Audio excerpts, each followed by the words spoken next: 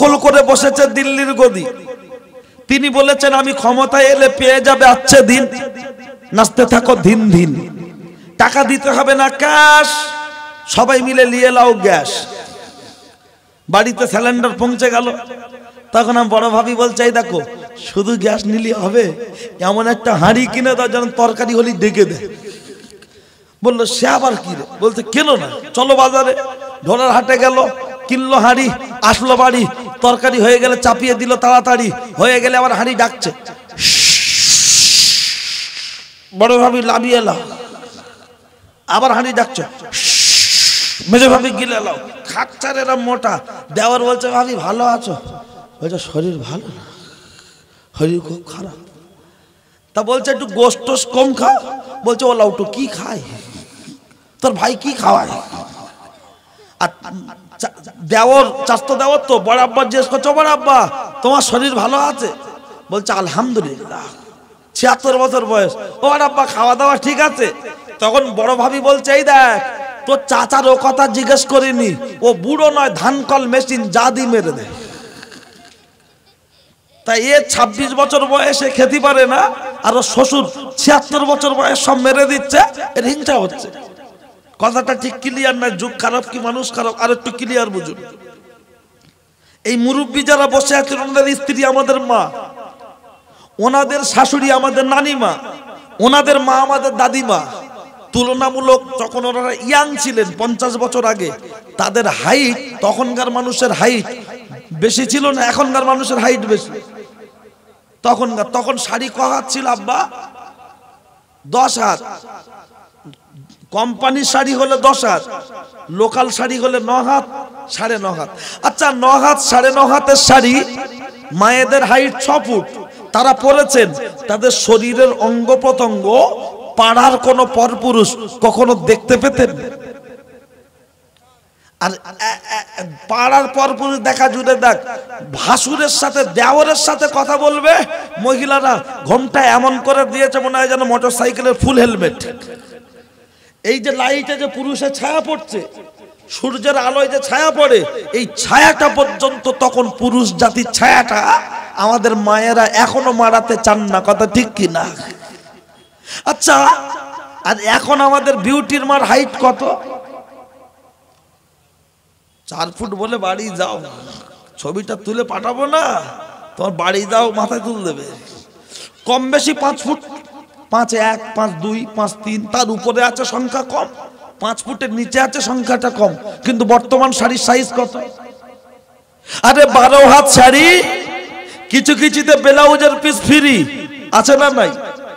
১২ হাত শাড়ি, কিছু কিছুতে ব্লাউজের পিস ফ্রি পড়ছে আমার বউ, ऐसा কায়দা করে জড়াচ্ছে, আলিফ খালি বার নিচে ১ নক্তা, লাম খালি মিম খালি নুনের মাথায় ১ নক্তা, পেট ফাঁকা, পিঠ ফাঁকা, কপালেতে ১ নক্তা। আচ্ছা বলুন, তখন ১০ হাতের শাড়ি, ৬ ফুট হাইট, তার দেহ শরীর কেউ দেখতে পেল না। আর এখন গুলগুলি নাটা ঘুরি, তার ৪ ফুট হাইট, ১২ হাত শাড়ি, ব্লাউজের পিস ফ্রি, তারপরেও যখন ঢোলা বাজার দেখা যাচ্ছে, তাহলে যুগ খারাপ না মানুষ খারাপ? ঢুকেছে তা না হলে আবার এই গাঁজাখোররা আছে বলবে ওসব কি হয়েছে বলে। অথচ ওর বউ আজকে বাজারে রেলা দিচ্ছে, পেট ফিট সব দেখা যাচ্ছে। পেট নয় 7 সাইড ফুটবল খেলার মাঠ, পিট নয় 11 সাইড ফুটবল খেলার মাঠ। এখন পর্দার দরকার, কালকে মরে যাওয়ার পর গোসল দেবে, শোয়ানো আছে, কাপড় ঘিরে দেশ কেন? বলছে মহিলার লাশ তাই। ওরে জ্যান্ত অবস্থায় যার ১২ হাত শাড়ি গায়ে কুলোয় না, আর মরণের পর ৫খানা কাপড়ের কাপড়, তার উপরে বেড কভার, আবার ৫খানা শাড়ি দিয়ে তার উপরে বেড কভার চাপা দিয়ে নিয়ে যাচ্ছে, পান্তা ভাতে আবার ঘি। লজ্জা করে না? ফাতেমাতুজ জোহরা কি বলেছিলেন? আমার জন্য একটা কবর করবেন না। শুনেছেন জীবনে? একটা কবর করবেন না। কেন? একাধিক কবর করবেন। আমার স্বামী বলছে কেন গো? বলছে আমি ফাতেমা, আমার কবর যেখানে হবে মানুষ যেন নির্দিষ্ট ভাবে বুঝতে না পারে এই কবরে ফাতেমা শুয়ে আছে। তাই একাধিক কবর হলে মানুষ গুলিয়ে ফেলবে, তাই কবরে গিয়েও আমি তারপরও পর্দায় থাকতে চাই। একটু বলবেন না সুবহানাল্লাহ? আর আমরা বলছি কবরটা একটু উঁচু করে দিস। হ্যাঁ ঠিক আছে, চলেন। কোথায় কথা বলতে বলতে রেখে এসছি, আমি ভুলে যাইনি, আপনারা মনে রাখুন। কি মনে আছে?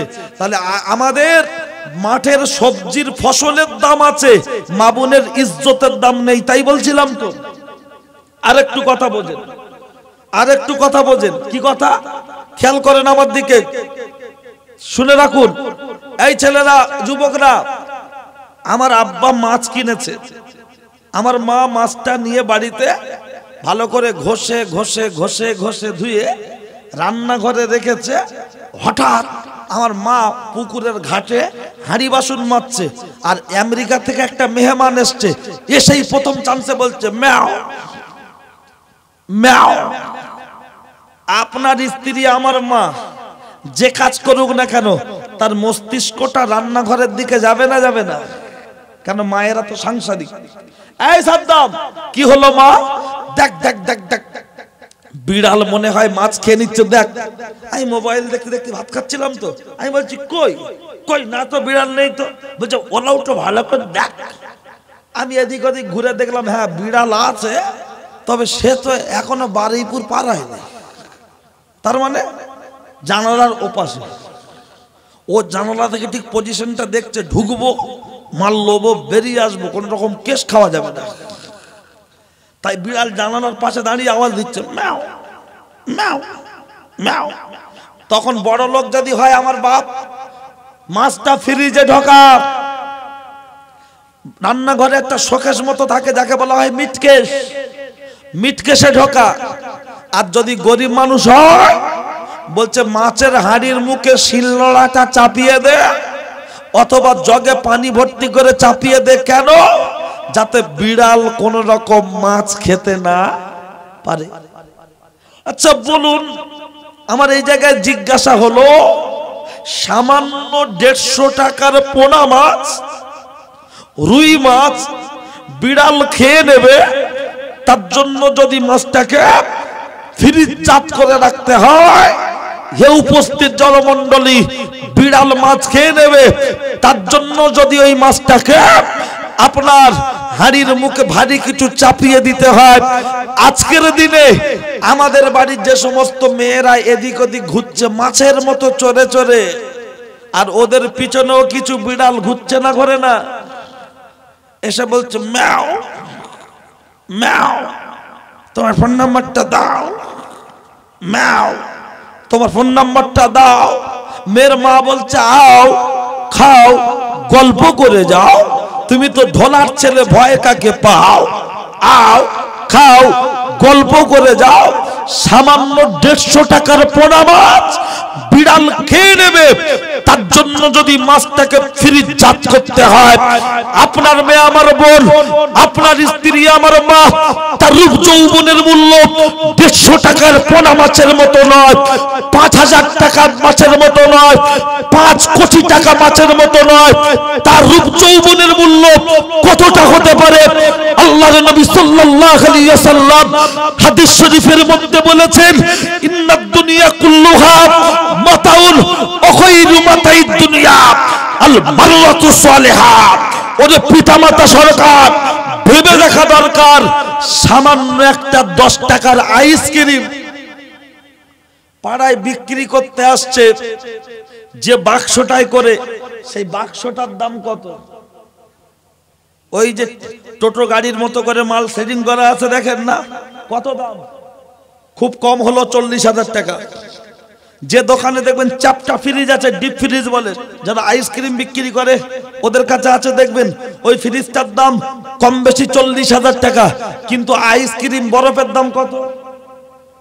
10 টাকা, 5 টাকা। আচ্ছা 5 টাকার আইসক্রিম দাদা দিয়ে বাড়ি খেতে গিয়েছিল, তা বরফ দেশে দাদা না খেয়ে নাতির জন্য নিয়ে যাচ্ছে, মানে ছেলের জন্য হাতে করে নিয়ে এসে বলছে এ নাসির নাসির। তা বৌমা বলছে আব্বা ওই স্কুলে গিয়েছে, বলছে যা ওর জন্য একটা বরফ নিয়ে বাটি আইসক্রিম নিয়ে এসছি, তাহলে ফ্রিজে রেখে দাও। কেন ফ্রিজে না রাখলে কি হবে? বলছে গলে যাবে, আমার দাদু ভাই খেতে পারবে না, পানি মতো হয়ে যাবে। আর যখন ওটা বরফে ঠান্ডায় টাইট হয়ে পুরো দইয়ের মতো বসে যাবে, চামচে কেটে কেটে কেটে কেটে আমার দাদু স্কুল থেকে এসে খাবে।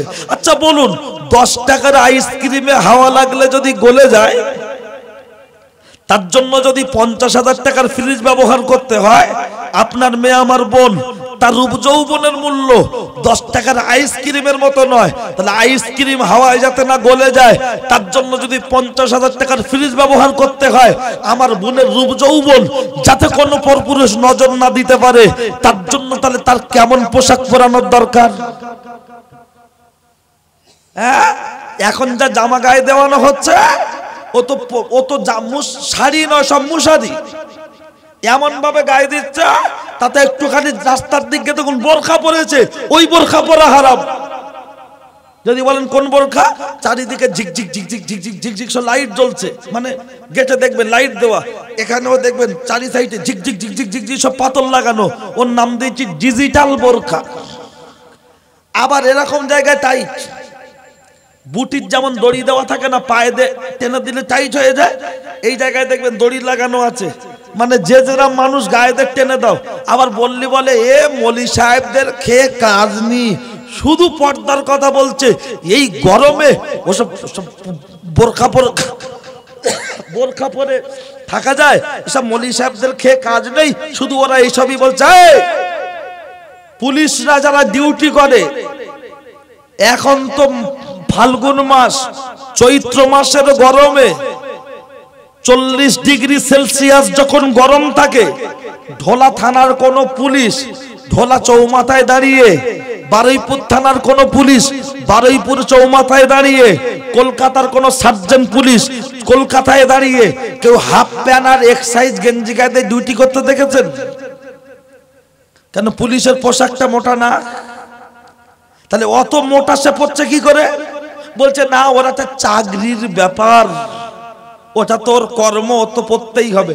আচ্ছা, কর্মের জন্য যদি মোটা পোশাক পরার দরকার হয়, একটা পুলিশ সে তো মায়ের পেট থেকে ওই পোশাক পরে আসেনি, সে মাধ্যমিক উচ্চ মাধ্যমিক বিএ পাস করেছে, ট্রেনিং শুরু হয়েছে, তারপরে ওই পোশাক গায়ে দিয়েছে। কিন্তু একটা বাড়ির মেয়ে কখন থেকে জামা কাপড় পরে? 7 বছর 8 বছর পর থেকে ওর পোশাক আর খোলা আমরা দিই না, খুলতে দিই না, কারণ ওটাকে তাকে সেটিং করাতে হচ্ছে। তাহলে পুলিশ যদি পুলিশের ঐতিহ্য টিকিয়ে রাখার জন্য, তার পদমর্যাদা ঠিক রাখার জন্য, তার ইউনিফর্ম কোডটাকে মেনটেন করতে হয়, একজন নারী তার নারীত্ব, তার সতীত্ব ঠিক রাখার জন্য তাকেও ইউনিফর্ম কোড, তারও সেই রকম মুসলিম ইউনিফর্ম কোড মেনটেন করার দরকার আছে না নাই? আপনারা যেন সব অন্য মনস্ক হয়ে আছেন। কেন? সন্ধ্যাবেলা বলে? তাহলে অন্য মনস্ক কেন? আমার দিকে যদি অ্যাকচুয়াল বক্তব্য করতে গেলে মানুষের একটা অ্যাটেনশন থাকতে হয়, কিন্তু আপনারা যেন মনে হয় এদিক ওদিক করে কোন রকম বলছে, বিড়ি টিড়ি আছে, মানে যেমন লোক গল্প করে চার দোকানে বসে, যেন সেরকম একটা। অন্তত অ্যাটেনশন ঠিক রাখেন দেন দেখি। এত বড় মজলিস, এত বড় প্যান্ডেল, এত লোক, তারপরেও যেন কোনো মনে যেন সুখ নেই। হ্যাঁ, যেন মনে হয় মৃত্যু বাড়িয়েছে কোন রকম। ঠিক আছে, আমি পর্দার উপরে যখন দুটো এক্সাম্পল দিয়েছি আর হাদিস বলেছি দুইটা, কোরআনের আয়াত বলেছি একটা, এই পর্দার উপরে এখনো হাদিস বলবো, পর্দার উপরে আর একটা শুনে রাখুন। বলবেন তোমরা শুধু মেয়েদের কথা বলছো, মেয়েদের কথা কেন বলবো না? আল মাররাতু আওরাতুন ফাইজা খরাজাত ইস্তাশরাফাহা শায়তান। মৌলী সাহেবরা বলবে না? কোন এমপি বলেছে আজ পর্যন্ত? কোন মন্ত্রী মিনিস্টার বলেছে? মৌলী সাহেবরাই তো বলবে, কেন বলবো না? চলুন আর একটুখানি দেখা যাক। ও ছেলেরা, ও নওজোয়ান যুবকেরা, ও আমার মুরব্বিয়ান বাপ, ও অন্যায় হলে আমার করে দেবেন মাপ। শুনে রেখে দেন, জেনে রেখে দেন। আমি আপনার মাঝে কি কথা বলছিলাম, যে একটা মেয়ের মাথার চুল আঁচড়ালে তার চুল বিক্রি হয়ে যাচ্ছে, পরনে ছেঁড়া শাড়িটা বিক্রি হয়ে যাচ্ছে, পরনে ছেঁড়া জুতোটা বিক্রি হয়ে যাচ্ছে। কিন্তু আমাদের বাড়ির হাসিনা, তার কেউ কেন ফ্রিতে বিয়ে করে না? এটা কি একবারের জন্য ভাবলেন না? ওরে পিতামাতা সরকার, ভেবে দেখা দরকার। শুনে রেখে দেন, জেনে রেখে দেন। লক্ষ্য করলে দেখতে পাওয়া যায়, এখন যদি এখানে ঘোষণা করে দেওয়া যায় আনন্দ সংবাদ ও শুভ সংবাদ, আগামীকাল সকাল 10টার সময় গোয়াবেড়িয়া প্রাইমারি স্কুল মাঠে বিরাট বড় পাঁঠা দেখানো হবে। কোন মানুষ কি সেখানে আসবে? পাঁঠা তো সবাই দেখে, কিন্তু যদি বলা হয় আনন্দ সংবাদ ও শুভ সংবাদ, আগামীকাল বেলা 10টার সময় গোয়াবেড়িয়ার স্কুল মাঠে রয়্যাল বেঙ্গল টাইগার দেখানো হবে, 10 টাকা করে টিকিট। তখন কি আর লোকের জায়গা দেওয়া যাবে? তাহলে পাঁঠা সব জায়গায় দেখতে পাওয়া যায়, তার গা থেকে ভুর ভুর ভুর ভুর করে গন্ধ বেরোয়, তাই পাঁঠা দেখার জন্য মানুষ ভিড় করবে না। আর যদি বলা হয় রয়্যাল বেঙ্গল টাইগার 10 টাকা করে টিকিট, তখন কিন্তু আর মানুষের জায়গা হবে না, তখন প্যান্ডেল ছিঁড়ে ভিতরে মানুষ ঢুকে দেখবে। এখন মেয়েরা যদি পাঁঠার মতো ছাগলের মতো যদি ঘোরে, তাদের ঐতিহ্য, তাদের সতীত্ব নষ্ট হয়ে যাচ্ছে। আর যদি রয়্যাল বেঙ্গল টাইগারের মতো তাদের রূপ যৌবন যদি ঢেকে রাখতে পারত, তখন পরপুরুষ তাদের দিকে অত সহজে বাজে মন্তব্য করত না। এই কথাটা বলার জন্য আমি একজন মেয়ের কথা বলছি। সেই মেয়েটি অন্য কেউ নয়, ওই মেয়েটি হলো হযরত নবী ইসমাঈল আলাইহিস সালামের আম্মা, যার নাম হলো হাজেরা। লক্ষ্য করলে দেখতে পাওয়া যায়, ও ছেলেরা, ও নওজোয়ান যুবকেরা, শুনে রেখে দেন, জেনে রেখে দেন। কিতাবের মধ্যে এসেছে আম্মাজান হাজেরা যখন কেবলমাত্র বয়স হলো 16 থেকে 17 বছর, একজন নারী তার রূপ যৌবনের গুরুত্ব কেমন তাকে বুঝতে হবে, তার রূপ যৌবন তাকে কিভাবে হেফাজত করতে হবে, এখান থেকে শিক্ষার একটা পাওয়া যাবে। ও পর্দার আড়ালের মা বোনেরা, কানটা খাড়া করে শুনে রেখে দাও। লক্ষ্য করলে দেখতে পাওয়া যায়, এই আম্মাজান হাজেরা 17 বছর বয়স, দেখতে খুবই সুন্দরী, দেখলে মনে হবে ডানা কাটা পরি। যখন লক্ষ্য করলে দেখতে পাওয়া যায়, মায়ের সাথে নানার বাড়ি বেড়াতে চলে গেল। এই নানার বাড়ির গ্রামে ওখানে চলছিল মেলা। ওই মেলার ভিতর থেকে একজন যুবক চোখ ফেড়ে ফেড়ে ফেড়ে ফেড়ে ফেড়ে ফেড়ে তাকিয়ে দেখছে। তখন হাজেরা মাকে ডেকে বলছে, মা মা মা, ওই ছেলেটি এমন করে কেন আমার দিকে তাকায়? মা একবার ছেলেটির দিকে তাকিয়ে বলল, চল। হাতটা ধরে বলছে, চল, পালিয়ে চল। বলছে কেন? বলছে ভাব খুব একটা ভালো নয়, খবর খুব খারাপ, বাড়িতে চলো বলবো। যখন মেয়ের হাতটা ধরে নিয়ে চলে যাচ্ছে রে, কিতাবের মধ্যে এসেছে যখন বাড়িতে পৌঁছে গেল, সারাদিন চলে গেল, সন্ধ্যা ঘুরে আসলো, তখন ওই জায়গায় মেয়ে আর মা এক জায়গায় দুজনে বসে আছে। মা বসে বসে বসে বসে খাচ্ছে। মেয়ে জিজ্ঞাসা করছে, মা তুমি কিসের জন্য কাঁদছো গো? তখন হাজেরার মা বলছে, ও হাজেরা, আমার স্বামী বেঁচে নাই, মানে তোর বাপ বেঁচে নাই, আমার কোনো ছেলে নাই, মেয়ে নাই, তুই আর আমি একা, চারদিকটা ফাঁকা, আমার বড় লাগছে ধোকা। বলছে কিসের জন্য মা? বলছে ওই যে ছেলেটা ওখানে দেখে আসলাম, ওই ছেলেটাকে জানিস? বলছে না না না না না। বলছে ও হলো মিশরের বাদশা। ও কোন সুন্দরী নারী দেখলে যতক্ষণ তার রূপ যৌবন ধ্বংস না করে দেয়, ততক্ষণ পর্যন্ত শান্ত হয় না, ক্ষান্ত হয় না। তাই বড় টেনশন হচ্ছে রে, অত রূপ যৌবন যদি নষ্ট করে দেয় কি হবে? ওই কথা ভাবছি আর আমি কাঁদছি। তখন হাজেরা বলছে, মা মা মা তুমি টেনশন করো না। বলছে কেন? বলছে তুই কি করবি? বলছে আমি বাড়িতে থাকবো না, আমি জঙ্গলে চলে যাব। তখন হাজেরার মা বলল জঙ্গলে সাপ আছে, বাঘ আছে, বিছা আছে, সাপ তোকে কামড় দেবে, বিছা তোকে কামড় দেবে, বাঘ তোকে খেয়ে ফেলবে। তখন হাজেরা বলছে মা সাপে কামড়ায় কামড়াক, বিছায় কামড়ায় কামড়াক, বাঘে খায় খাক, আমি সব কিছু মানতে রাজি আছি গো, কিন্তু আমার রূপ যৌবন যা কিছু আছে এগুলো আমি কোনো পরপুরুষকে ভোগ করতে দেব না। এগুলো আমার কাছে আমানত, আমার কাছে আমানত। এগুলো ভোগ করবে কেবলমাত্র আমার যে হবে স্বামী, তোমার হবে জামাই, ভোগ করবে কেবলমাত্র হলো সে, বাকি আমি কাউকে ভোগ করতে দেব না। বলল তাহলে কি করবি? বলছে জঙ্গলে যাব। বলছে যা, বেরিয়ে চলে যা। যখন চলে যাচ্ছে কিতাবের মধ্যে এসেছে, লক্ষ্য করলে দেখতে পাওয়া যায় হাজেরার মা আল্লাহর কাছে ফরিয়াদ করে বলছে আল্লাহ, ও আল্লাহ আমার মেয়ে তোর জঙ্গলে সাপ বিচ্ছু রয়েল